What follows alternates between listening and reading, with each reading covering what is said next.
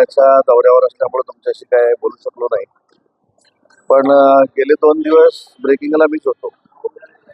हे काहीतरी अखिल भारतीय चित्रपट मंडळाची निवडणूक चालू आहे आणि त्याच्यामध्ये कोणतरी विद्वान असं म्हणाले की माझा सहभाग त्याच्यामध्ये होता, माझा ओएसडी काहीतरी तिथं होता.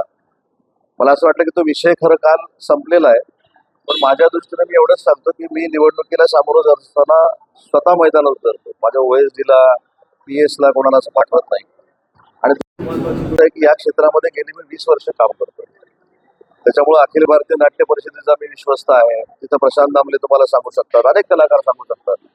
त्याच्यामुळं त्या अखिल भारतीय चित्रपट महामंडळाच्या निवडणुकीशी माझा काही संबंध नव्हता, नाही. आणि जर संबंध ठेवायचा झाला तर बहुतेक काहीतरी 29 तारखेपर्यंत फॉर्म मागे जायची काहीतरी मुदत आहे, तुमच्याच चॅनलमधनं मी ऐकलेलं आहे. आणि तसं जर सहभाग घ्यायचा झाला तर 2 तारखेपासून मी कोणाच्या बाजूनं राहायचं हा देखील मी सहभाग घेऊ शकतो, पण मला त्या निवडणुकीमध्येच पडायचं नाही. खरं तर विधान परिषदेच्या जागा कोणाला सुटतील ह्या ब्रेकिंग व्हायला पाहिजे होत्या.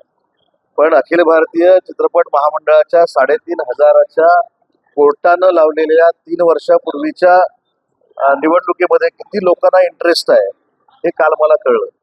आणि माझ्याबद्दल देखील किती लोकांना इंटरेस्ट आहे हे देखील मला कळलं. फक्त मला राजकीय माझ्या सहकार्यांना एकच विनंती करायची आहे की काही गोष्टीची खात्री केली पाहिजे. आपण जे राजकारणामध्ये काम करतो तेव्हा एखाद्या व्यक्तीवर चिखलफेक करण्याच्या अगोदर त्याची पार्श्वभूमी बघितली पाहिजे. फॉर्म जो भरला गेला होता त्याच्यामध्ये उदय सामंतचं नाव होतं का, उदय सामंत तिथं होता का, ज्यांनी पत्रकार परिषद घेतली त्यांना 6 वर्षापूर्वी माझ्या ओएसडीनं मदत केलेली आहे. म्हणजे मला त्याच्यावर काही बोलायचंच नाही. माझ्या दृष्टीनं तो विषय संपलेला आहे. पण एखाद्या गोष्टीचा कशा पद्धतीनं राजकीय डाव काही लोक खेळू शकतात आणि मी फुरसतीनं कधीतरी विधान परिषदेची निवडणूक संपल्यानंतर याच्या मागचे करते धरते कोण आहेत हे देखील मी पत्रकारांना सांगणार आहे. परंतु मला त्या चित्रपट महामंडळाच्या काही निवडणुकीमध्ये काही पडायचं नाही, कारण तेवढाच काय व्याप आमचा छोटा अशातला भाग नाही. आणि म्हणून मी तुम्हाला ती पहिली गोष्ट सांगितली की 3 वर्षापूर्वीच्या फॉर्म भरलेल्या उमेदवारांची ती निवडणूक आहे. 3,500 मतापैकी जवळजवळ 750 मतं ही मयत आहेत. म्हणजे जवळजवळ ही निवडणूक 2800 मतातली आहे. मी स्वतः 3,56,000 मतांना निवडून येतो. त्याच्यामुळे या निवडणुकीचा माझा काही संबंध नाही. बदनामी करण्याचा प्रयत्न कोणी करू नये. आणि राजकीय लोकांना मला एक सल्ला नाही पण विनंती करायची आहे की पूर्ण खात्री केली पाहिजे. कोण तरी सांगतो काहीतरी म्हणून त्याच्यामध्ये आपण जाऊन ज्या काही टोकाच्या भूमिका घेतो आणि फार मोठं त्याच्यामधनं उदय सामंतची बदनामी करून मला काहीतरी फारच साध्य झालंय अशा आविर्भावात जे काही लोक फिरतात राजकीय, त्यांना मला एक सूचनावाचा सल्ला द्यायचा आहे. पहिलं आपण ह्याचं सभासद झालं पाहिजे. आपण यांच्यासाठी काय करतोय हे आपण ठरवून घेतलं पाहिजे. म्हणून मी सांगितलं या सगळ्या संस्थांशी मी निगडीत आहे. आणि सगळ्या संस्थांशी निगडीत असताना अजून एक तुम्हाला जी माहिती नसेल ते पण सांगतो की अखिल भारतीय नाट्य परिषदेचे मुख्य विश्वस्त हे शरद पवार साहेब आहेत आणि मी त्याच्यामध्ये विश्वस्त आहे. त्याच्यामुळे शरद पवार साहेबांचा पक्ष वेगळा आहे, माझा पक्ष वेगळा आहे, तरी देखील त्या संस्थेमध्ये कधीही आम्ही राजकारण आणलं नाही. राजकारण आम्ही मैदानातलं करतो, ओएसडीला पाठवून कधी करत नाही. याची काही लोकांनी नोंद घ्यावी. आणि माझ्यासाठी हा विषय 100% संपलेला आहे. काय कोण बोललं म्हणून कोणावर अब्दुल नुकसानीचा दावा करायचा? माझ्यासाठी विषयच संपला. तो जे बोलले त्यांना देखील 6 वर्षापूर्वी माझ्या ओएसडीनं मदत केली एवढीच मला सांगायचं.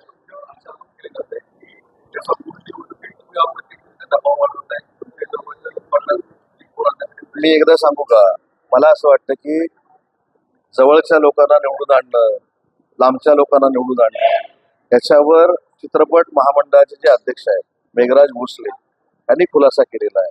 काल माझे सहकारी सुशांत शेलारनी खुलासा केलेला आहे.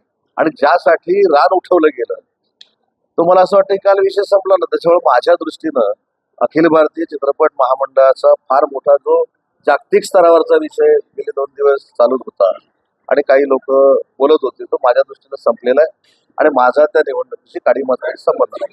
माझा माझा माझा संबंध हा विधान परिषदेच्या निवडणुकीसाठी आहे. मी समन्वय समितीचा सदस्य आहे. त्या बाबतीत मला विचार.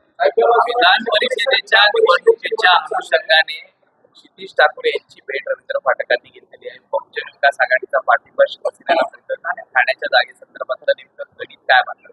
आणि आपल्याच माध्यमातून सकाळी म्हणजे मी असेल पाटील साहेबांनी असेल आम्ही बघितलं की वसई विरारमध्ये आप्पांचा नक्की राजकीय वर्चस्व आहे, आपल्याला कोणालाही नाकारता येणार नाही. मग क्षितिजचे असतील, आप्पा असतील, त्यांची बहुजन विकास आघाडी असेल आणि चांगल्या भावनेने जर रवी फाटकाने जर त्यांची भेट घेतली असेल तर चांगलं आहे ना.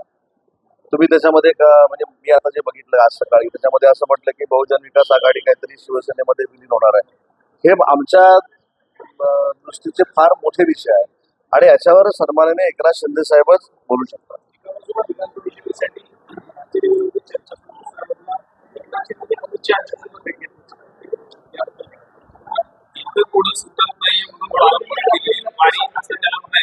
माननीय शिंदे साहेबांनी भेट घेतल्याची तुम्हाला जसं कळतंय तसं चॅनलच्या माध्यमातून आम्हाला कळतं. त्याच्यामुळे मी आणि गुलाबराव पाटील साहेबांची चर्चा करू आणि मग त्याचा खुलासा करू. तुम्हाला जे कळलं ते तुम्ही स्क्रीनवर दाखवलं, तुमच्याकडनं आम्हाला कळलं.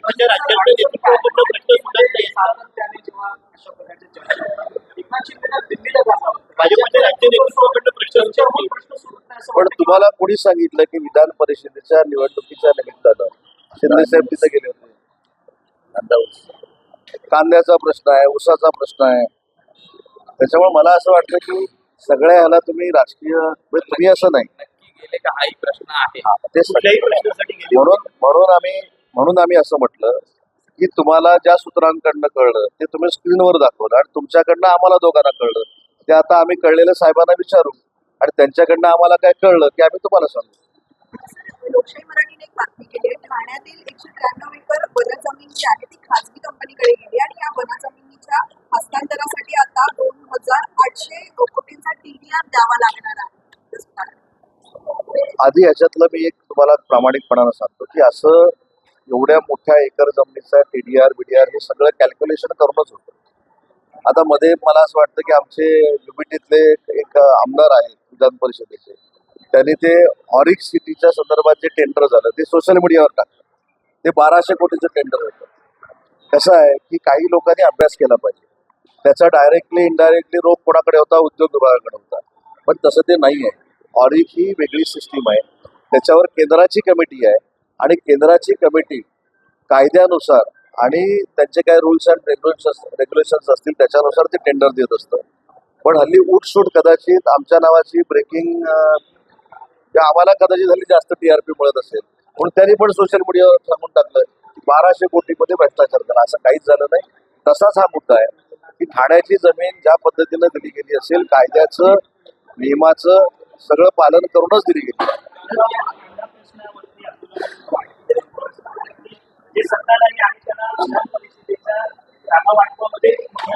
बोलतील ना कांद्याचा भाव हा माझ्यापेक्षा बोला ना काय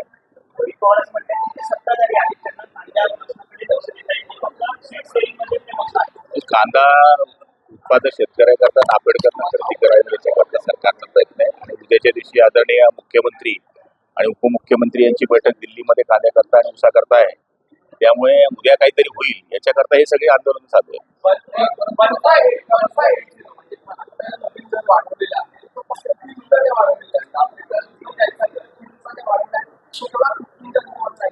निश्चितपणाने उद्या याच्यावर मार्ग निघेल, त्याच्याकरता उद्या बैठक आहे.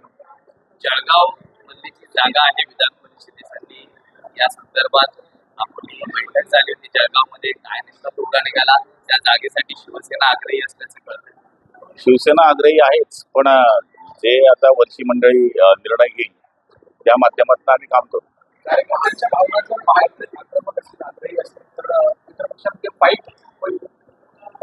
नाही फाईट होईल की काय होईल हा विषय नंतरचा आहे. पहिलं आता तिघ नेते मंडळी बसून निर्णय घेईल. पण जिल्ह्यातलं जे वर्चस्व आहे हे शिवसेनेचं भाजपच्याच बरोबरीचं आहे आणि त्यानुसारच आपण ही जागा मागतो. जागा मागणं हे काही चुकीचं नाही आहे. जागा मागणं हा आमचा हक्क आहे, पण हक्क जतवणं म्हणजेच आपण काहीतरी वेगळं काम करतो असं नाही आहे. शेवटी वरच्या स्तरावर जे निर्णय होतात ते आम्ही मान्य करणारे लोक आहोत. महायुतीच्या समन्वय समितीच्या आज बैठक होती. यापूर्वी